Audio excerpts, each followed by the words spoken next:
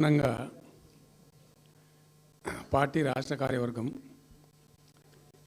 TRS LP TRS parliamentary party మిగతా విస్తృతంగా వచ్చినటువంటి నాయకులందరితో కలిపి సమావేశం పెట్టుకున్నాం.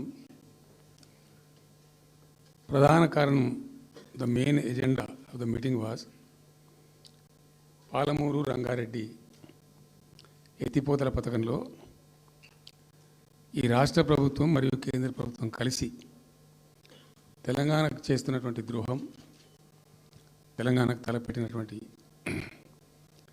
దుర్మార్గమైనటువంటి విధానం మీదనే చర్చ జరిగింది. దీని కథ ఏంటంటే చాలామందికి తెలియదు, అవగాహన కూడా ఉండదు. కొత్త తరం వాళ్ళకైతే అసలు తెలియదు. ద రీజన్ వై ఈజ్ సమైక్య ఆంధ్రప్రదేశ్లో అత్యంత దారుణమైనటువంటి వివక్షకు గురైన జిల్లా పాత మహబూబ్ నగర్ జిల్లా. చాలా చాలా దారుణానికి. రీజన్ ఏంటంటే వనరులు లేక కాదు, వసతులు లేక కాదు. కృష్ణానది ప్రవేశిస్తదే మహబూబ్ నగర్ జిల్లాలో. సరే, ఇప్పుడున్న తెలంగాణ, అప్పుడు ఉన్న ఆంధ్రప్రదేశ్ మొత్తం చూస్తే కూడా 300 and above కిలోమీటర్స్ కృష్ణానది పారుతుంది కూడా మహబూబ్ నగర్ జిల్లాలో. 308 కిలోమీటర్లకు పారుతుంది. 308 కిలోమీటర్స్ పారుతుంది. ఇది రెండు రాష్ట్రాలు కలిపి లెక్క చూస్తే కూడా. అయినా కూడా 50 ఏళ్ళు అప్పటికి 50 ఏళ్ళు పరిపాలించినటువంటి కాంగ్రెస్ పార్టీ కానీ, ఆ తదనంతరం సుమారు దగ్గర ఒక 20 ఏళ్ళు పరిపాలించిన తెలుగుదేశం పార్టీ కానీ పాలమూరుకు చాలా దారుణమైనటువంటి, తిరిగి కోరుకోలేనటువంటి దెబ్బ కొట్టిన పార్టీలు, రెండు పార్టీల ప్రభుత్వాలు. ఇది లోకమందరికి తెలుసు. ఆ జిల్లా యాక్చువల్లీ అప్పర్ కృష్ణా ప్రాజెక్టు, భీమా ప్రాజెక్టు, తుంగభద్ర ఎడమ కాలువ ప్రాజెక్టు, దాని ద్వారా ఆనాటికి అన్ని ఫైల్స్ ఉన్నాయి, రికార్డ్స్ ఉన్నాయి. ఏదో ఒకటి స్టోరీ కాదు. 174 టీఎంసీ నీళ్ళు పాలమూరు రంగారెడ్డి జిల్లాకు రావాల్సి ఉంటాయి. పాలమూరు జిల్లాకు ఆనాటి ప్రతిపాదిత ప్రాజెక్టుల ప్రకారం రావాల్సి ఉండే. ఆంధ్రప్రదేశే ఏర్పాటే తెలంగాణ పాలిట పెను శాపం. కొంతమందికి నచ్చదు, కానీ పెను శాపంగా పరిణమించింది ఆంధ్రప్రదేశ్ రాష్ట్ర ఏర్పాటు. మొత్తం తెలంగాణకు, అందులో మోర్ స్పెసిఫికల్లీ మహబూబ్ నగర్ జిల్లాకు జరిగినటువంటి తీవ్రమైనటువంటి అన్యాయం. ఎస్ఆర్సి యాక్ట్ అంటే స్టేట్ రీఆర్గనైజేషన్ యాక్టు స్పష్టంగా చెప్తుంది,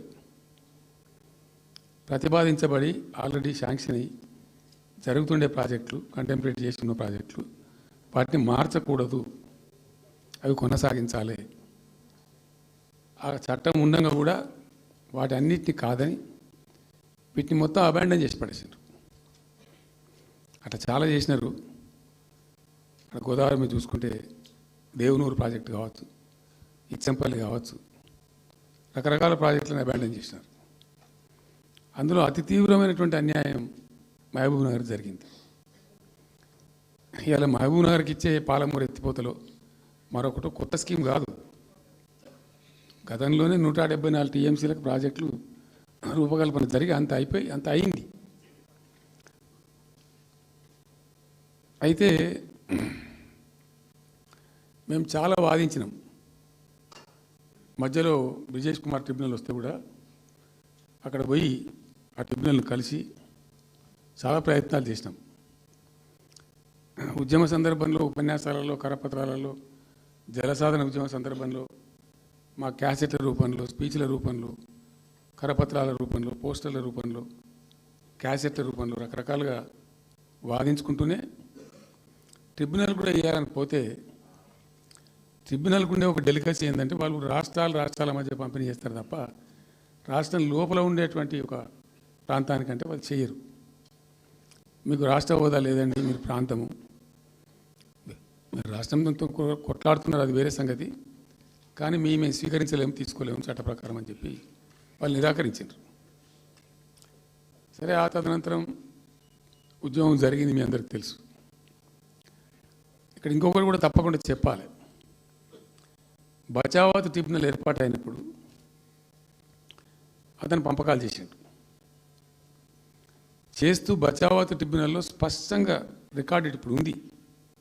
బచావత్ ట్రిబ్యునల్లో స్పష్టంగా పొందుపరచబడి ఉంది. ఇప్పుడు బచావత్ గారు ఖుద్దు రిటైర్డ్ సుప్రీంకోర్టు జడ్జి, ఆయన స్వయంగా ఏమన్నారంటే ఈ ప్రాంతం నిజంగా చాలా నిరాదరణకు గురైంది, ఇంకా అవుతూ ఉన్నది. ఆ రోజు విపత్కర పరిస్థితి, దుర్భరమైన పరిస్థితి ఏంటంటే పాలమూరు గురించి గంటెడు నీళ్ళు అడిగిన వాళ్ళు లేడేవాడు. ఇంత కేటాయించండి, ఈ కరువు జిల్లా ఉంది అని అడిగేవాడే లేడు. ఆనాటి సమైక్య ప్రభుత్వం చేసిన ద్రోహం. బచావత్ ఏం చేసిండు, మాకు చూడబుద్ధి అయితే లేదు, ఇది మా అంతల మేమే సూమోటో ఈ సమైక్య ప్రభుత్వం ప్రతిపాదించకపోయినా ఒక 17 TMC జూరాల ప్రాజెక్టు మంజూరు చేస్తున్నాము. అయితే సాంకేతిక కారణాలు మరొకటి చూపెట్టి ఈ జూరాల ప్రాజెక్టుని ఇక్కడ నుంచి ఎత్తగొట్టద్దు, వేరే కాడ కట్టద్దు, ఇక్కడ మాత్రమే కట్టి తీరాలి, దానికే అలాట్ చేస్తున్నామని చెప్పి ఒక కండిషన్ పెట్టిండు ఆయన. ఇది ట్రిబ్యునల్. అతను ఒక న్యాయమూర్తిగా పనిచేసిన వ్యక్తి కాబట్టి చూడబుద్ధి కాక ఆ బాధ భరించలేక ఈ కామెంట్ కూడా రికార్డు చేసిండు ట్రిబ్యునల్లో. ప్లస్ ఆ 17 TMC జూరాల ప్రాజెక్టుకు కేటాయించిండు. ఎంత విషాదం అంటే అది ఎప్పుడో 74లో 74 నుంచి 78 దాకా జరిగింది కథ. అతను కేటాయిస్తే దానికి ముట్టినోళ్ళు లేడు, పట్టుకున్నోళ్ళు లేడు, తీసినోళ్ళు లేడు. అంజయ్య గారు ముఖ్యమంత్రి అయినాక ఒక ఏడాది తర్వాతనేమో అప్పుడు అంజయ్య గారు దానికి ఫౌండేషన్ స్టోన్ వేసారు. ఫౌండేషన్ స్టోన్ వేస్తే ఇక అది మెల్లగా తెలంగాణ ప్రాజెక్ట్ కదా, ఇప్పుడు పట్టుకున్న లేడు, దాన్ని మాట్లాడడం లేదు, అయ్యలేదు, అవ్వలేదు, ఒక అనాథలాగా ఆ బ్యారేజ్ వరకు కట్టేశారు. దానికి కాలువలు లేవు, నీళ్ళు రావు, పొలాలు పారాయి, కృష్ణానది నీళ్ళు వస్తుంటాయి, గేట్ల ద్వారా పోతుంటాయి. ఎప్పటి వరకు ఈ తతంగం 2001లో గులాబీ జెండా ఎగిరేదాకా ఇదే తతంగం. ఇంకా విషాదం ఏంటంటే అప్పుడు ముఖ్యమంత్రి ఉన్న చంద్రబాబు నాయుడు ఆయన మహబూబ్నగర్ జిల్లాను దత్తత తీసుకున్నాడు. ఆయన దత్తతలో ఉండే నేను అడాప్ట్ చేసుకుంటున్నా ఈ కరువు జిల్లా, దీన్ని అది చేస్తా, ఇది చేస్తా, పోషిస్తా అని మాటలు చెప్పి ఇష్టం వచ్చినన్ని పునాదురాలు వేసిండు. కలవకుర్తి, మన్ను, మశాను, రకరకాల పునాదురాలు వేసుకుంటాడు. ఉద్యమ సందర్భంగా నేను చేసే ఉపన్యాసాలలో నేను మాట్లాడేది ఈ పునాదురాలన్నీ ఎందుకు మనకు పట్క ఏడుస్తానిక, సూక్ష్మృష్టానిక, ఏం లాభము, ఈ రాళ్ళన్నీ కృష్ణానదిలో అడ్డమేస్తూ చెక్కడమని అయితే భయ అనేది నేను నవ్వేది, జనం సప్పట్లు కొట్టేది సభలలో నేను చెప్తుంటే. ఒక్క డ్రాప్ వాటర్ కూడా పొలాలు పడడానికి రాలేదు. తత్ఫలితమైంది net result. What was net result? Palamuru జిల్లాలో ప్రతి తాలూకా కేంద్రం అంటే ప్రతి నియోజకవర్గ కేంద్రం నుంచి వలసలు పోవడానికి ప్రజలు ప్రతి బొంబాయి నుంచి bus, Narayanpet Bombay bus, Wanaparthy Bombay bus, ఇంచుమించు అన్ని తాలూకాల